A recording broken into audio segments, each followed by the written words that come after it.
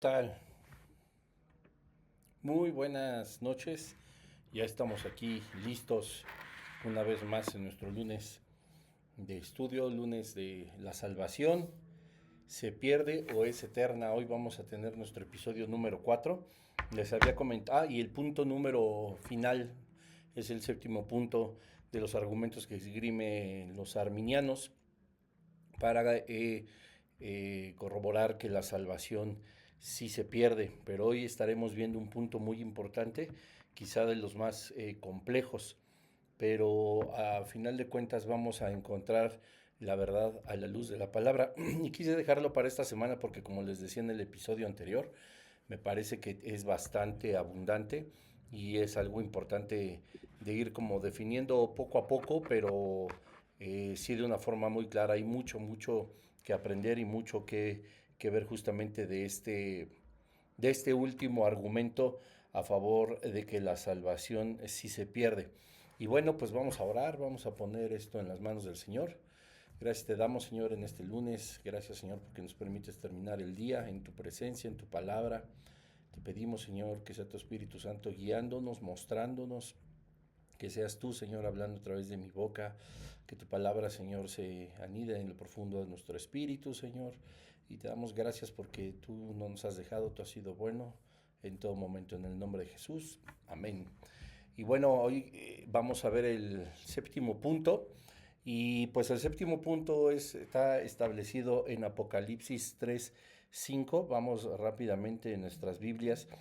Y bueno, como les comentaba al final del episodio pasado, hay un versículo que es pues que tiene mucho que hablar, ¿no? Tiene mucho que decir en cuanto a algunas palabras que parece ser que pues afirma que la salvación puede perderse. Y dice Apocalipsis 3, en el versículo 5, el que venciere será vestido de vestiduras blancas, y no borraré su nombre del libro de la vida, y confesaré su nombre delante de mi Padre y delante de sus ángeles. Es Jesucristo hablando, es una promesa que él hace, es algo que no puede pasarse desapercibido, por supuesto, como ninguna palabra de la Escritura, pero aquí Jesús dice, el que venciere será vestido de vestiduras blancas y no borraré su nombre del libro de la vida y confesaré su nombre delante de mi Padre y delante de los ángeles.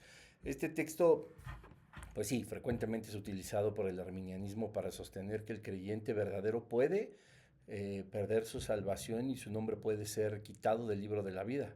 El argumento es que si Cristo, como te digo, es una promesa, es algo que él puede y va a hacer, si Cristo promete no borrar el nombre de la persona que es vencedor o de quien es su hijo, entonces debe existir la posibilidad de que algunos nombres sean borrados. O sea, Cristo nos promete no borrar el nombre, pero aquí aparece como una condicionante. Si no seguimos adelante, eh, si no vencemos, dice aquí la palabra de Dios, pues nuestro nombre, dice, y no borraré su nombre de la vida. Entonces da como a entender que puede ser nuestro nombre pues borrado, eliminado de este libro. Y para comprender esto, pues tenemos que adentrarnos un poquito en lo que son las promesas de Dios, en las promesas divinas. La Biblia frecuentemente utiliza estas promesas en forma de afirmación positiva, pues para dar seguridad de lo que Dios va a hacer, no para sugerir una posibilidad contraria. Y aquí tenemos un ejemplo, pues claramente en Hebreos 13, podemos leerlo de una forma, pues creo que no puede haber dudas. Hebreos 13:5 dice así, sean vuestras costumbres sin avaricia, contentos con lo que tenéis ahora, porque Él dijo, no te desampararé ni te dejaré. Si nosotros ponemos en contexto, tendríamos entonces que preguntarnos que existe la posibilidad real entonces de que Dios nos abandone o nos desampare a sus hijos. Esto justamente se puede comparar, o bueno, trae como sí punto de comparación Apocalipsis 3:5, que también es una promesa. Dice, el que venciere será vestido de vestiduras blancas y no borraré su nombre de la vida. La promesa que está haciendo aquí nuestro Señor no es una promesa que trae, como te decía, o te dé a entender que existe la posibilidad de que borre tu nombre del libro de la vida. Lo mismo con Hebreos 13:5. Dice que Él no nos va a desamparar ni nos dejará. Si dice que no lo va a hacer, cometeríamos también un grave error como en Apocalipsis 3:5, pensando que si dice que no lo va a hacer, entonces existe la posibilidad de que entonces sí nos deje o nos desampare. Y pues la realidad es que no es así. De hecho, otros textos bíblicos enseñan claramente lo contrario. Por ejemplo, dice, porque Jehová no desampara a su pueblo, en el Salmo 94. Ahí ya hay una prueba contundente de que aunque dice la palabra de Dios, o hay una promesa como similar a la de Apocalipsis 3, que no nos desampara ni nos deja, hay un texto extra en la Biblia que nos da a entender que sí, que jamás nos va a desamparar, que Él no desampara a su pueblo.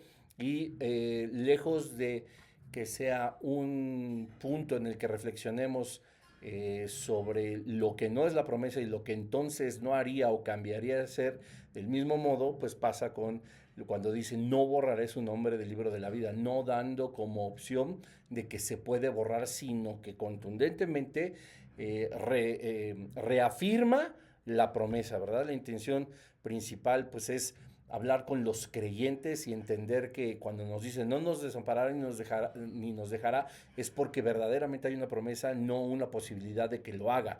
Cuando dice que no borrará nuestro nombre de la vida, es una promesa de que no lo va a borrar y no un punto de inflexión donde nos dice entonces puede ser borrado. Eso no sería ni consolador, ni no podría ser, no introduce a dudas acerca de la salvación, es lo que quiero decir. Así que, pues muchas veces las promesas de Dios son así y no por eso significa que entonces habría que borrar, en este caso, el nombre de alguien, porque además nosotros no podemos vencer solos, ya que dice aquí Apocalipsis, ya me cambié de libro, Apocalipsis 3:5, pues nos lo enseña. No es que nosotros podamos vencer solo, dice el que venciere será vestido de vestiduras blancas. Esto entonces quiere decir que nosotros podemos vencer y hasta entonces Dios nos vestiría de blanco con sus vestiduras blancas. Y yo leo en la palabra de Dios que nosotros somos más que vencedores por medio de aquel que nos amó, ¿verdad?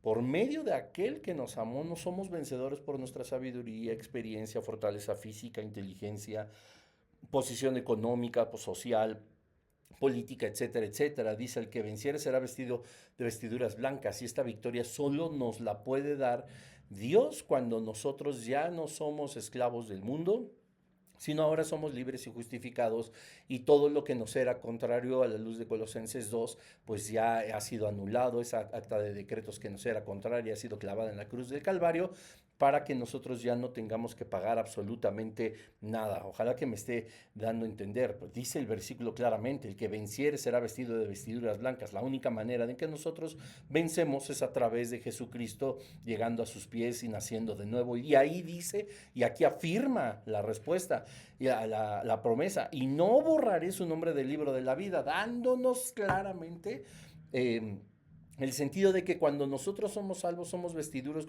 somos vestidos de vestiduras blancas, ya somos sellados con el Espíritu Santo. En ese instante Dios no borra nuestro nombre del libro de la vida. Es una promesa, y además ahonda Jesucristo y dice, y confesaré su nombre delante de mi Padre y delante de los ángeles. El texto, en el punto número 1 que vamos a ver hoy para analizar este versículo, afirma una promesa, no una amenaza o no un sentido de exclusión.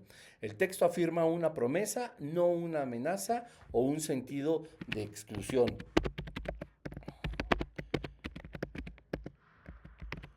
Esto me gustó, lo voy a poner en mi bosquejo.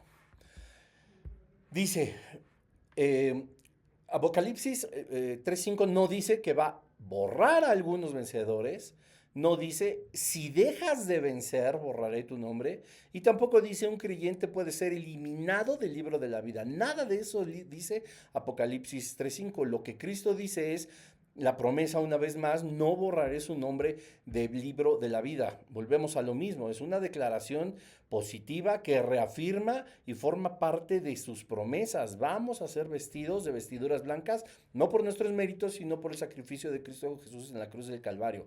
No será borrado nuestro nombre del libro de la vida porque ya nada nos puede arrebatar que nuestro nombre quede justamente en este libro y seremos confesados delante de Dios y delante de los ángeles.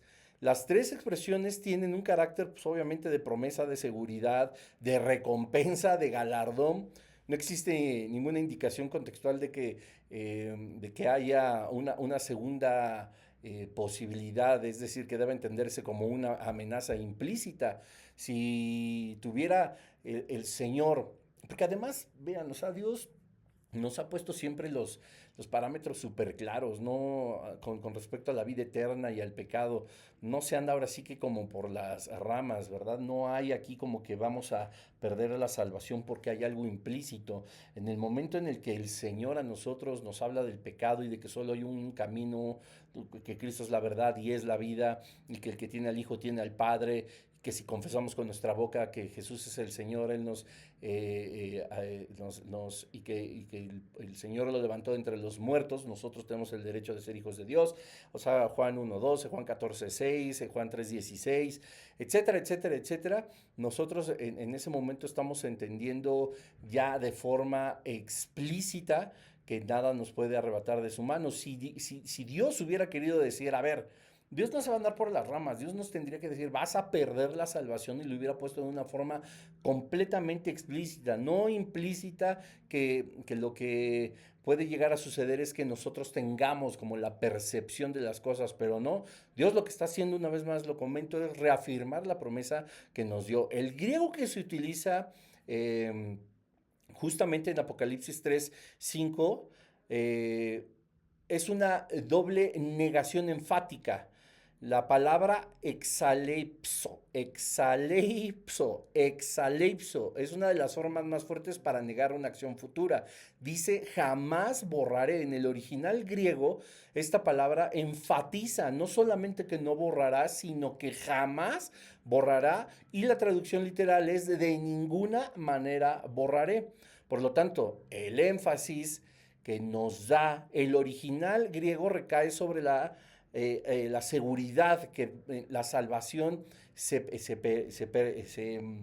mantiene, no sobre la posibilidad de la eliminación. Esto es como punto número uno. El texto afirma una promesa, no una amenaza. No se puede considerar algo que aparentemente está implícito cuando Dios habla siempre a lo largo de la Biblia de forma clara, de forma explícita acerca de lo que no nos da la salvación. En punto número 2, el contexto de lo que está hablando Apocalipsis 3:5 de Sardis apunta al consuelo de la iglesia. La iglesia tenía una reputación y se lo dice, tienes nombre de que vives, pero estás muerto. Tenía una reputación de estar viva espiritualmente, pero estaba en decadencia, estaba acabando con su propia iglesia. Escribe el ángel de la iglesia, dice el versículo 1 de Apocalipsis 3, el que tiene los 7 espíritus de Dios y las 7 estrellas, dice esto: yo conozco tus obras, que tienes nombre de que vives y estás muerto. O sea, esto de verdad es preocupante, porque no está hablando de que estás completamente vivo y ahora borraré tu nombre del libro de la vida. O sea, también nos está mostrando cómo hay personas que en realidad tienen, tienen nombre, tienen fama de ser cristianos, tienen una vida, como lo hemos hablado a lo largo de esta serie, que aparentemente refleja la salvación o el sello del Espíritu Santo, pero que en realidad están muertos. O sea, y bueno, la realidad es que también en la iglesia de Sardis había un remanente fiel que no había manchado sus vestiduras, según Apocalipsis 4. A estos creyentes se dirige la promesa de Apocalipsis 3:5. Vamos a ver todo el contexto, porque esto justamente es lo más importante para saber que la promesa no se le está dando a la decadencia de la totalidad de la iglesia, sino a ese remanente fiel. Y ese remanente, primero, es un remanente que el Señor ha guardado. Segundo, es fiel, es decir, que por por la voluntad de su espíritu y evidentemente por la consagración de este remanente, no hay forma de que no sigan los caminos del Señor, sino que son completamente santos, son completamente apartados y sellados por el Espíritu de Dios. Dice, yo conozco tus obras, que tienes nombre de que vives y estás muerto. Sé vigilante y afirma las otras cosas que están para morir, porque no he hallado tus obras perfectas delante de Dios. Acuérdate, pues, dice el versículo 3, de lo que has recibido, oído, y guárdalo y arrepiéntete. ¿Ven? O sea, ¿qué necesidad tendría? Evidentemente sí existe el arrepentimiento para quienes ya somos salvos, lo hay. Sin embargo, aquí está hablando de la iglesia y les está invitando a que se arrepientan.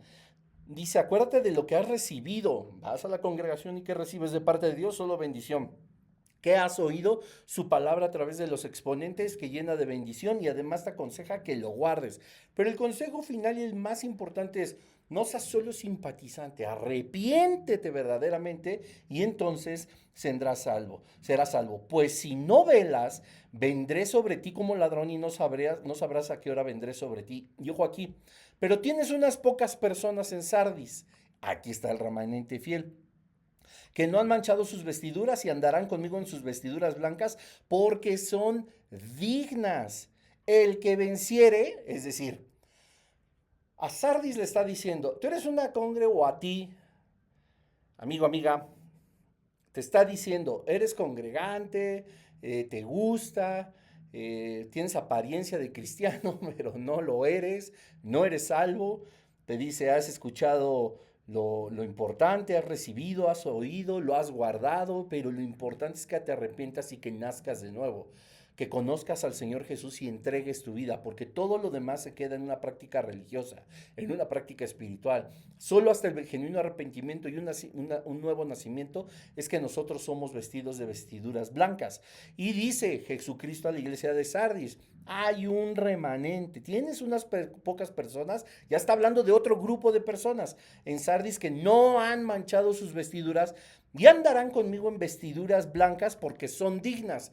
La única forma en la que una persona puede ser digna de ser vestido de blanco, de que el acta de los decretos que nos era contrario sea cancelada y seamos completamente limpios de nuestros pecados pasados, presentes y de futuros, es a través de la sangre de Cristo. Cuando Él nos sella, nos da vestiduras blancas y nos hace dignos a través de Cristo.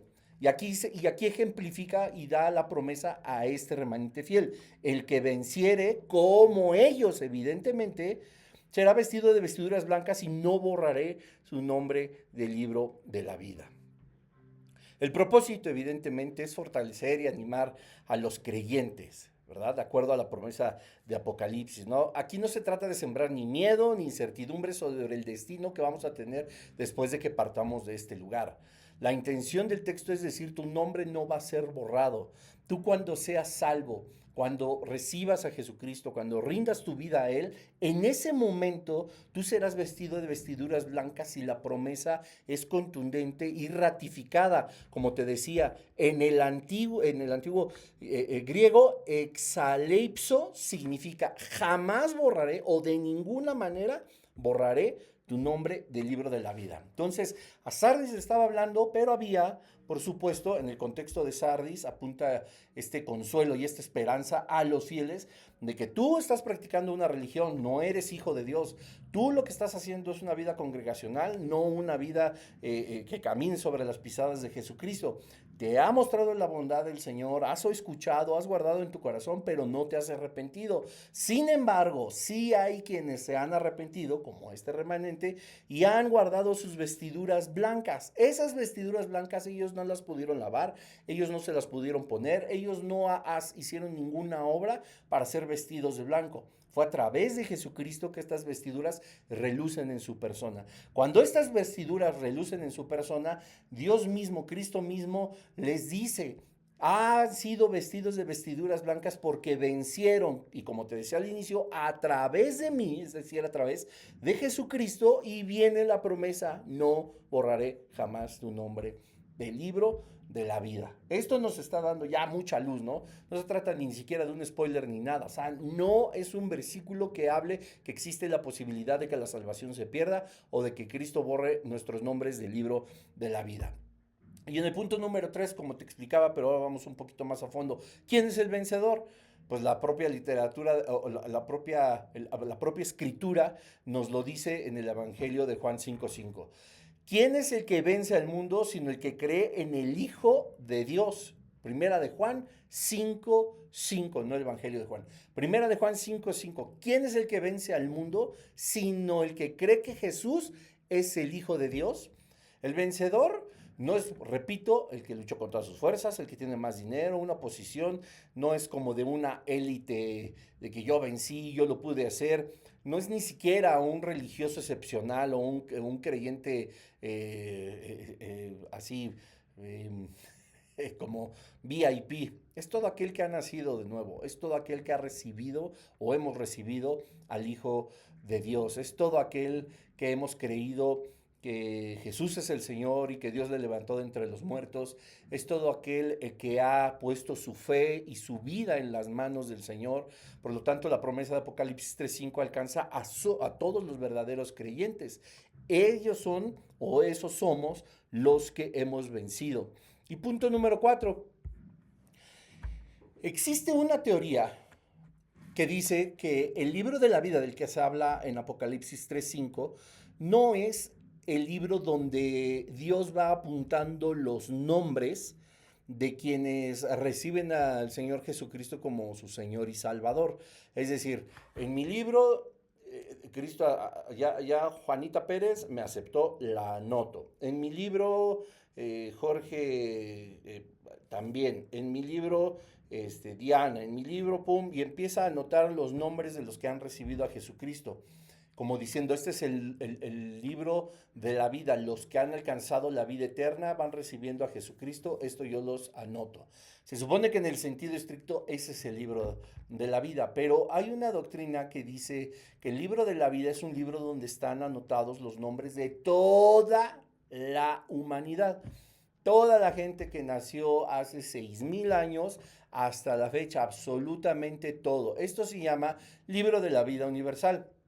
En el punto número 4 y dando, como dicen los abogados, suponiendo sin conceder que exista un libro de la vida universal, el texto tampoco prueba la pérdida de la salvación. Porque aquí dice, ok, entonces el arminianismo puede decir, están en el libro universal todos los nombres de todos los seres humanos que han nacido desde Adán y Eva. Y entonces ahí borra los que no son salvos. Primero, vamos a suponer que pudiera ser cierto, tiene mucho más sentido. Estos son los que viven, han vivido, los que tienen mi aliento de vida, pero de aquí vamos a excluir a aquellos que no reciben al Señor, pensando en que todos los demás se queden en ese libro. Suena casi como un poco rebuscado, pero hay argumentos justamente del arminianismo, pero finalmente eso tampoco prueba la pérdida de la salvación. Este libro de la vida, que aparentemente, o según el arminianismo, o parte del arminianismo, contiene los nombres de todos los seres humanos nacidos, eh, eh, tiene, mm, tiene sus asegúnes. Porque, repito, finalmente, aceptando incluso esa interpretación, se sigue sin demostrar que puede haber un creyente, alguien regenerado, que pueda perder la salvación, y la razón es sencilla. El texto nunca identifica quiénes serían los borrados. Es decir, en Apocalipsis 3:5 no dice quiénes van a ser borrados. Solo está la promesa de quienes jamás serán borrados. Lo único que identifica claramente es justo eso, el que vence a través de Cristo, y son los únicos mencionados, y ni en el contexto de versículos anteriores o versículos posteriores habla de un segundo grupo. El pasaje establece seguridad en específico, pero no enseña que un creyente verdadero puede perder la salvación, sino al contrario, una promesa de que no lo va a hacer. La conclusión arminiana pues requiere una premisa que el texto, pues la verdad es que nunca afirma. Y vuelvo a lo mismo, imagínate,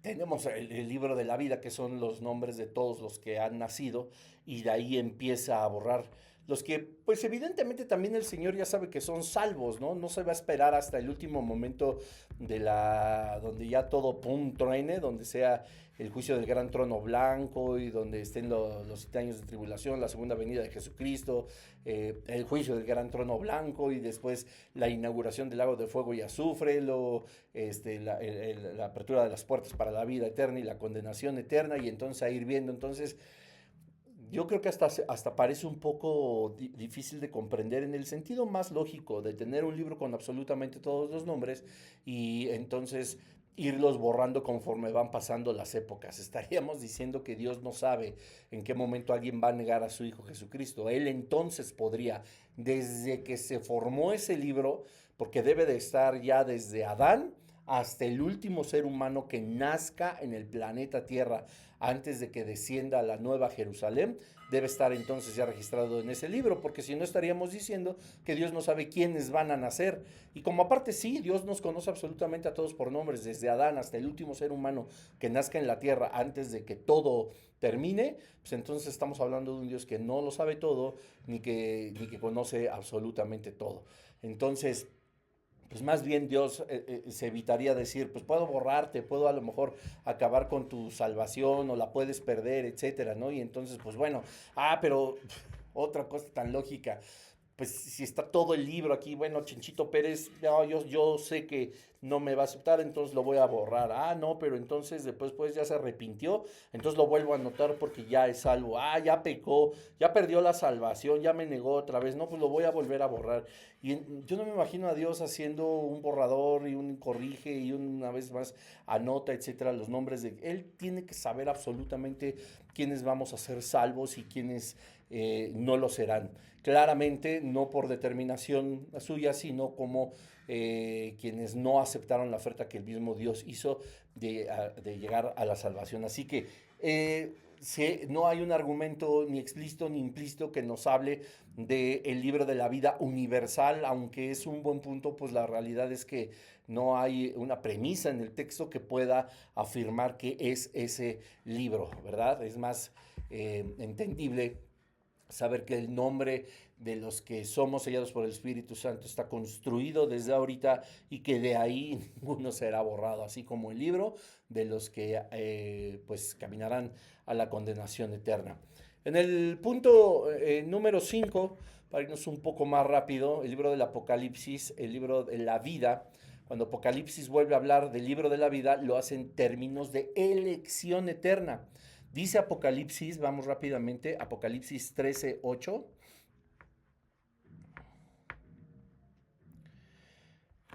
Apocalipsis 13:8 dice así, y la adoraron todos los moradores de la tierra cuyos nombres no estaban escritos en el libro de la vida del Cordero, que fue inmolado desde el principio del mundo. O sea, aquí, cuyos nombres no estaban escritos en el libro de la vida escucha bien esto, desde la fundación del mundo.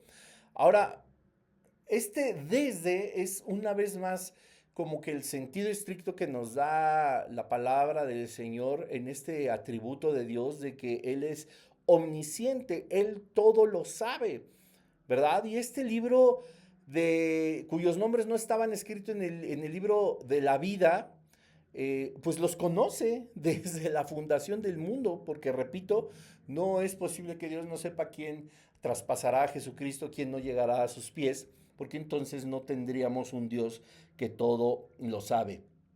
Dice el versículo 7 de Apocalipsis 13, y se le permitió hacer guerra contra los santos y vencerlos.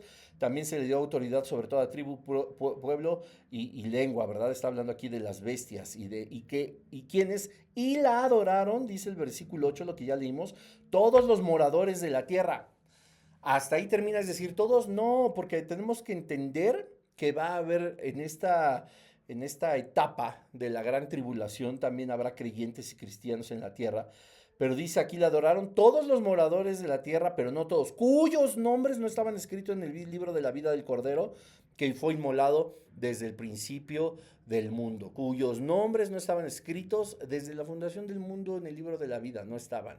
Y Apocalipsis 17:8 nos dice que estos textos presentan igual dos categorías, es decir, hay los escritos desde la fundación del mundo y los que nunca estuvieron escritos. Dice Apocalipsis 17, perdón, es 17, no 18, 17, 8.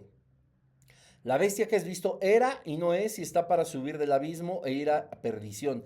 Y los moradores de la tierra, aquellos cuyos nombres no están escritos desde la fundación del mundo en el libro de la vida, se asombrarán viendo a la bestia que era y no es y será. O sea, los mismos que traspasaron a Jesucristo y que no tienen ni van a tener la vida eterna, no porque Dios los esté condenando desde ese momento, sino porque Dios sabía que no iban a aceptar a Jesucristo como su Señor y Salvador, los pone una vez más en este grupo. Estos textos presentan justamente dos grupos de personas, los escritos desde la fundación del mundo, los que nunca estuvieron escritos. No aparece una tercera categoría de personas escritas y después borradas.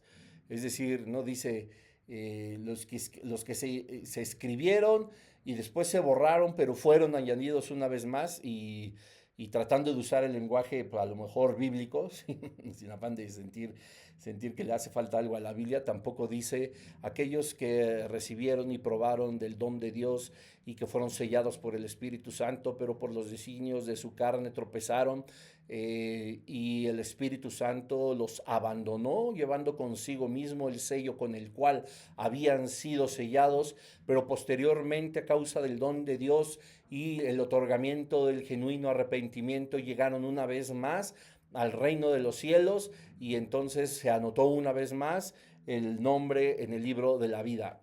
La escritura no dice, incluso, repito, sin afán de ser irónico ni burlarme, la Biblia no habla ni siquiera así, no hay una posibilidad de que eso suceda, que el Espíritu se salga de mí, entre, se salga, entre que lo pierdo, que lo gano, que lo pierdo, que lo gano. O sea, es poco bíblica la manera de pensar así. Entonces no aparece este tercer grupo de personas, aparecen los que están escritos desde la fundación del mundo, los cuales Dios sabría evidentemente que habríamos de llegar a sus pies y los que nunca, nunca, nunca fueron salvos ni serán salvos, no porque Dios lo determine, sino porque no quisieron aceptar a Jesús como su Señor y Salvador. Efesios 1:4, vamos rápidamente a analizar este versículo, porque aquí también viene un punto súper claro. Efesios 1:4 dice, según nos escogió en él antes de la fundación del mundo para que fuésemos santos y sin mancha delante de él. ¿Ven? Es decir, aquí el Señor sabía que nosotros seríamos salvos y sin mancha para que fuéramos puros y glorificáramos su nombre, para que nosotros pudiéramos servir a su obra. Y también, como dice 2 de Timoteo 1:9, nos salvó y nos llamó según su propósito. Y la gracia que nos fue dada en Cristo antes de los tiempos de los siglos. Él nos salvó, Él nos llamó, nosotros aceptamos y evidentemente pudimos también estar en el derecho de no aceptar absolutamente nunca la oferta y el plan redentor del Señor y ser parte justamente de los que nunca estuvimos escritos en el libro de la vida. ¿Por qué? Pues porque ya se sabía que nosotros no íbamos a ser parte de ese grupo. En punto número 6, la interpretación debe de ir en armonía con las promesas de Cristo. En Juan 10:28 Jesús declaró, yo les doy vida eterna y no perecerán jamás, ni nadie las arrebatará de mi mano. Tú me puedes decir, bueno, es que no voy a perecer porque cuando yo tenga la vida eterna, evidentemente tengo el Espíritu Santo, no hay manera de que yo perezca. ¿De acuerdo? Me puedes decir, cuando yo pierdo la salvación, yo ya no tengo la vida eterna, entonces yo puedo perecer. Entonces, por eso dice, yo les doy vida eterna y no perecerán jamás. Si tengo la vida eterna, no perezco, pero si la pierdo, perezco. Sin embargo, viene en la segunda parte del versículo de Juan 10:28 lo que ya no puede refutar el arminianismo. Dice, ni nadie las arrebatará de mi mano. No hay forma de que nosotros, estando en las manos de Dios, alguien nos arrebate. Ni nosotros mismos. O Dios no es todopoderoso, o Dios es mentiroso, o el hombre tiene más poder que Dios.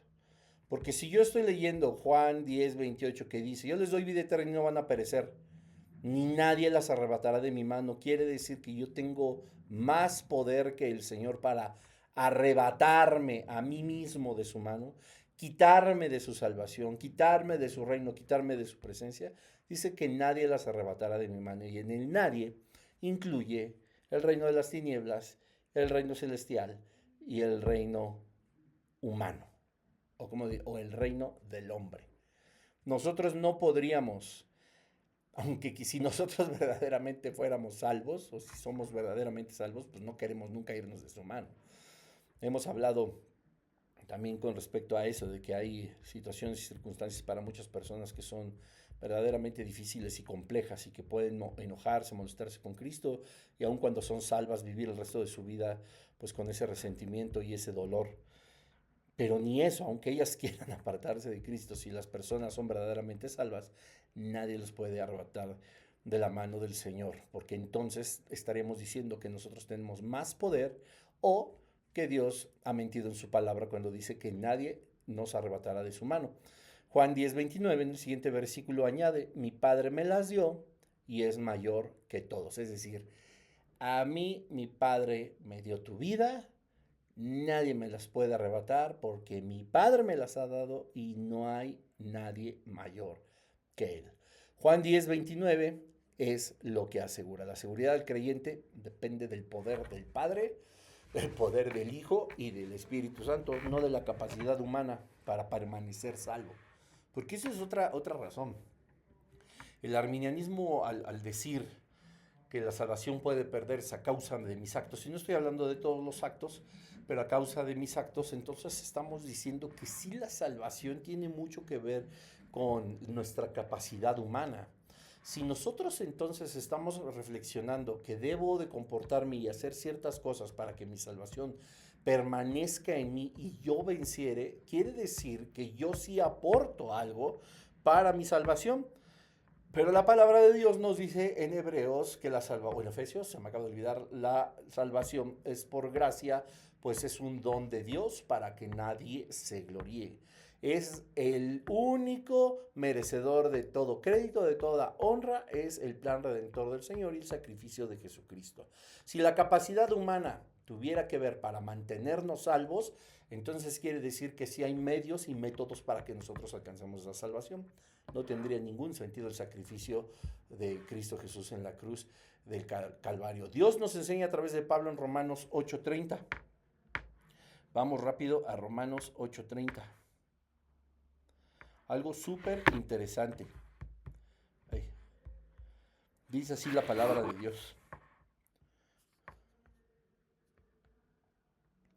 Y a los que predestinó, a estos también llamó, y a los que llamó, a estos también justificó, y a los que justificó, a estos también glorificó. Tenemos que entender que para llegar a la glorificación, que es la última parte de las tres, episodio 1, de la salvación, que es la justificación, la santificación y la glorificación, tiene que haber una seguridad de que nosotros, o sea, no puede haber salvación genuina sin santificación, no puede haber santificación sin justificación genuina. Si tenemos una justificación genuina y estamos en la santificación, Dios no puede dejar de glorificarnos. No puede haber tampoco glorificación si no hubo antes santificación y por supuesto justificación.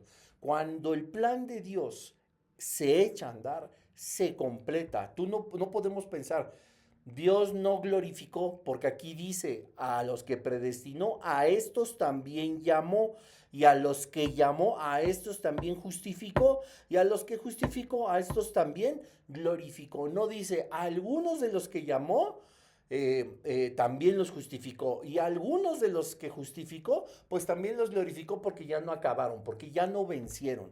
No estamos hablando de que los planes de Dios necesiten un aditivo o algo externo para que se completen. Son perfectos.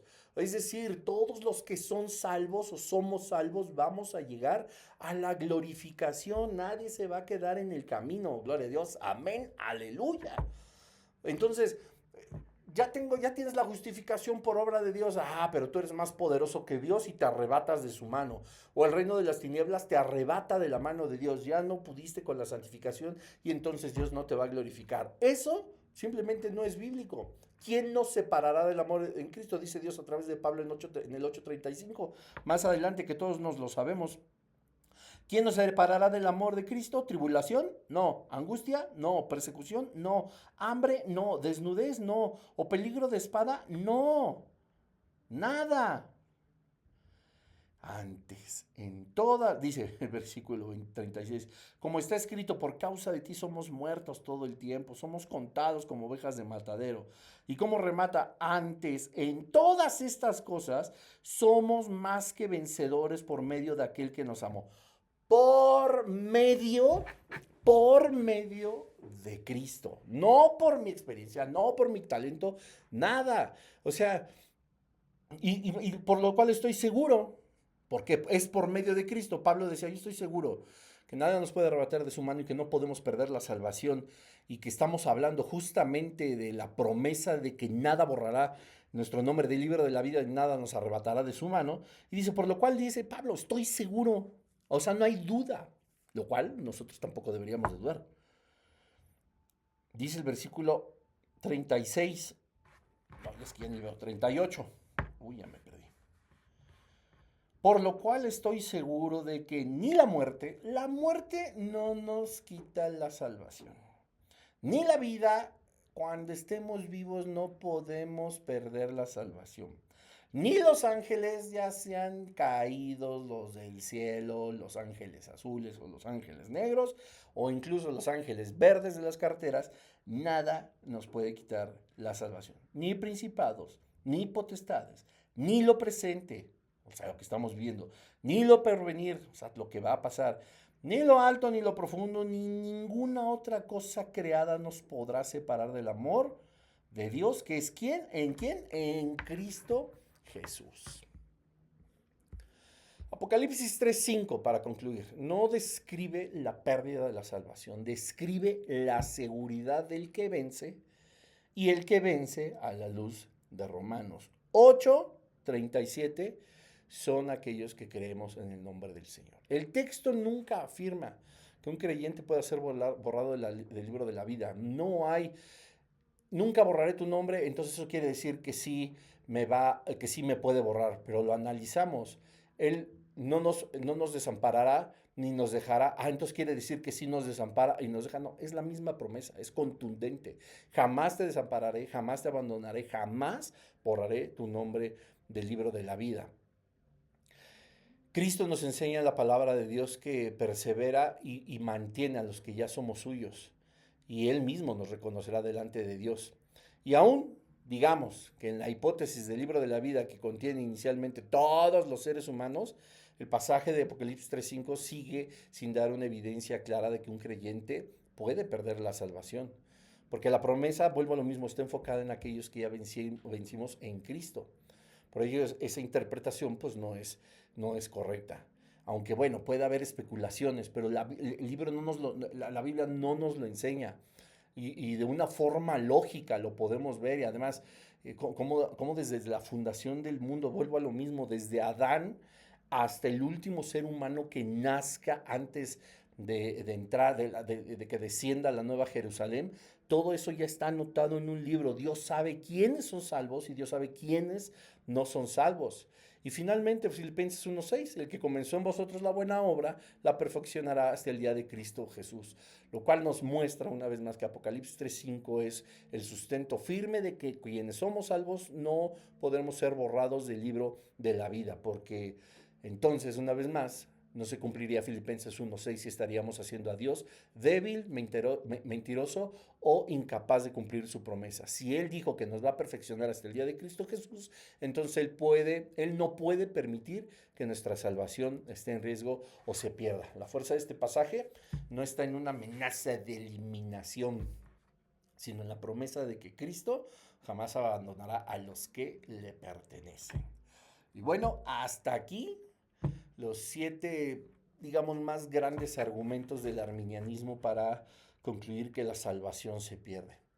Era imposible mantenerlos o sostenerlos sin que ninguno de estos episodios nos pudiéramos dar cuenta de que contradicen profundamente la palabra de Dios. Y así que como si tú has seguido puntualmente y has estudiado esta serie, pues te darás cuenta que la salvación simple y sencillamente no se pierde. Y pues la siguiente semana, si Dios lo permite, no solamente es y que es contundente e importante saber los argumentos de por qué los versículos que utilizan a favor de que se pierde la salvación no se pueden sostener por sí mismo, también es importante encontrar los argumentos más fuertes contra la pérdida de la salvación, o sea, que nos garantizan que no se pierde. Evidentemente también estaremos viendo algunos que son pues repetidos, porque pues los tuvimos que tocar para refutar el arminianismo. Sin embargo, pues merece la pena tenerlos frescos y obviamente analizarlos punto por punto. Así que si Dios lo permite, la siguiente semana estaremos viendo la postura número 2, que es la seguridad de la salvación.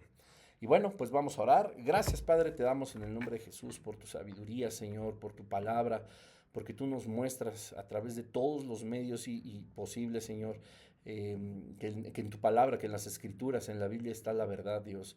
Hoy queremos decirte, Señor, que estamos felices, Señor, gozosos, porque sabemos que tú nos has sellado con tu Espíritu Santo y que nada te puede arrebatar, nos puede arrebatar de tu mano, que tú no nos dejarás caer, que tú no nos dejarás en el abandono, que no nos dejarás una vez más huérfanos, Señor, sino que al adoptarnos, Dios, es de una forma eterna y que tu propósito ha de cumplirse en nuestra vida, que tú no puedes quedarte con las bendiciones, que tú no eres impedido ni siquiera por nuestra necedad, nuestra rebeldía, sino que tú eres un Dios todopoderoso, Señor, que todo lo ve, que todo lo sabe, lo escudriña, que todo lo puede. Así que te pedimos, Señor, que sigas obrando en nosotros, que esta obra que tú comenzaste la vayas perfeccionando y sabemos que concluirá el día que llegue Jesucristo a arrebatar a su iglesia. Hoy, Dios, queremos darte tantas gracias porque nos muestras que habiendo, claro, debates de siglos y que pueden aún haber muchas cosas que decir en cuanto a lo que hemos estado analizando, nos muestras de una forma muy clara, Dios, que cuando estamos en el hueco de la palma de tu mano, nada nos puede arrebatar de ahí. Guárdanos, Señor, en todo momento. Ayúdanos a estar consciente de tu amor, de tu fuerza, Señor, de que tú nos tienes con un propósito y queremos cumplirlo. Te damos tantas gracias en el nombre de Jesús. Amén. Amén, pues bueno, nos vemos la siguiente semana, si Dios lo permite, con el episodio número 5. Vamos a ver la postura número 2, que es la seguridad de la salvación. Que Dios les bendiga, paz y gracia de parte de Jesucristo, y no se olviden compartir también este mensaje, de suscribirse, ponerle ahí en la campanita, porque estoy programando algunos mensajes que ya se dieron para que en diferentes días de la semana se retransmitan, que haya una réplica, porque me parece que también tiene un muy buen alcance el que se anuncie, porque más seguidores se conectan y más personas empiezan a ser bendecidas con estos estudios. Así que, familia, que Dios les bendiga y nos vemos, si Dios quiere, la siguiente semana. Bye, bye.